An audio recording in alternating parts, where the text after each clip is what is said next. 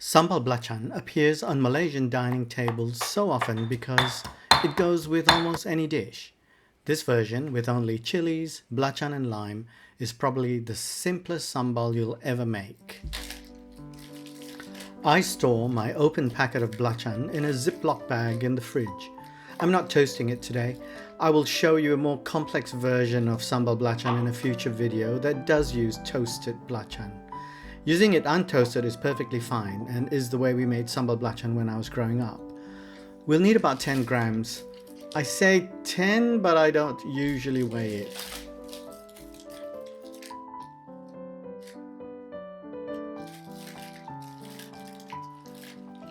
I've got some bird's eye chilies for heat and some long red chilies for bulk.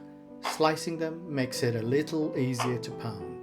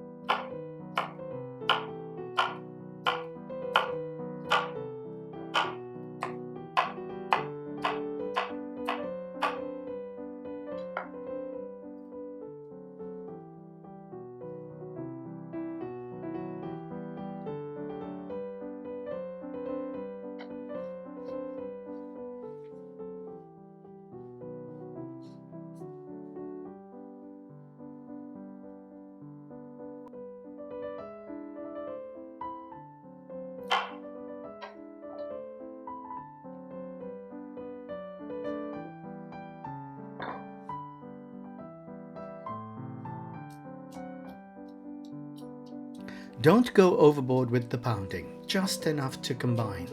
Once as I was pounding away, trying to crush every seed and making sure the skin was really ground up, Mum looked over and said, "What are you doing?" "I'm trying to make it nice and fine." "No," she says, "sambal belacan should be rough." Your Tok Baba liked to find pieces of chili in his sambal belacan. I've never met my grandfather. Family members who have speak of him with such awe and respect, the ultimate patriarch. So I've made my sambal belacan rough ever since.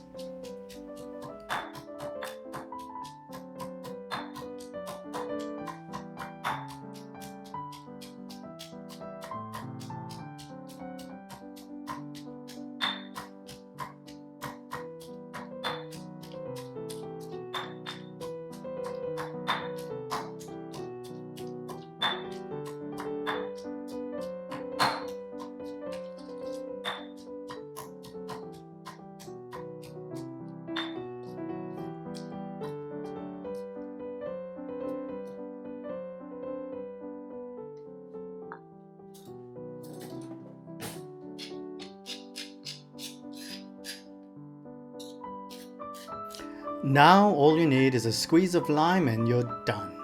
It goes with curries, stews, steamed dishes. You can dip raw vegetables in it. Enjoy!